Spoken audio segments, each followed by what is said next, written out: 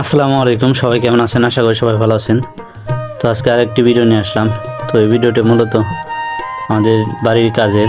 তো আমি আর আব্বা মূলত ধান কাটার পরে যে আমাদের খড়গুলো ছিল সেগুলো আর কি বাড়িতে নেওয়ার জন্য রেডি করছি। এই যে খড়গুলো আগে বাইন্ধে নিয়েছি, বাইন্ধে তারপর আর কি গাড়িতে উঠাবো।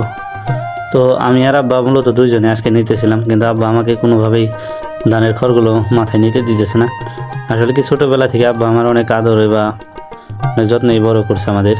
আমরা দুই ভাই বোন ছিলাম যদিও, কিন্তু এখনও আব্বা আমাদের ওই রকমভাবে কোনো বড় ধরনের কাজ করতে দেয় না, কিন্তু আমিও তারা জোর জবরদস্তি করে অনেকগুলো কাজ করার চেষ্টা করি।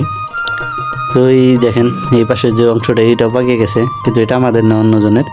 তো এই যে গাড়িতে উঠিয়ে আমি মোটামুটি বাড়িতে নেওয়ার জন্য আর কি, বাড়িতে বলতে আমার রাস্তার পাশে যে আমাদের জায়গা ছিল ওইখানে নিয়ে আর কি ধানের খড়গুলো রাখার জন্য, যে এখানে আমরা রেখে দেবো ধানগুলো। তো এই হলো আজকের ভিডিও। তো আজকে কোনো রকম ভিডিও দিতে পারলাম না। তো সকলে ভালো থাকবেন, সুস্থ থাকবেন। আজকের মতো এই পর্যন্তই। আসসালামু আলাইকুম।